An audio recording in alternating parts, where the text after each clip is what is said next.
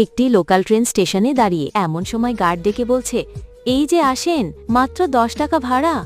সবাই যেন আরও উৎসাহী হয়ে ট্রেনের দিকে ছুটছে। দুই তরুণী মেয়ে উত্তেজনায় ট্রেনের দিকে এগিয়েছিল, কিন্তু ট্রেনের অবস্থা দেখে থমকে গেল। অবাক, ভিড়ে হুড়োহুড়ি, ধাক্কাধাক্কি, জানালা দরজায় ঝুলছে মানুষ। নিরাপত্তা চিন্তায় তারা আরও উঠল না। অন্যদিকে হাজার হাজার যাত্রী উঠতে উঠতে ট্রেন ছেড়ে দিল। কিছুক্ষণ পর ট্রেনের ভিতর ঢুকলেন টিটিই সাহেব। তিনি গম্ভীর গলায় বললেন, তো 10 টাকা, যার যার টাকা বের করেন। এমন সময় এক মেয়ে নিচু গলায় বলল, স্যার, 10 টাকার চেয়ে একটু কম হলে হয় না? এই প্রশ্ন শুনেই টিটিই সাহেব চটে উঠলেন। কম চাও? তোমাদের মতো কিপড়ে যাত্রী আমি আগে দেখিনি, যেন আমি ট্রেন ফ্রি চালাই।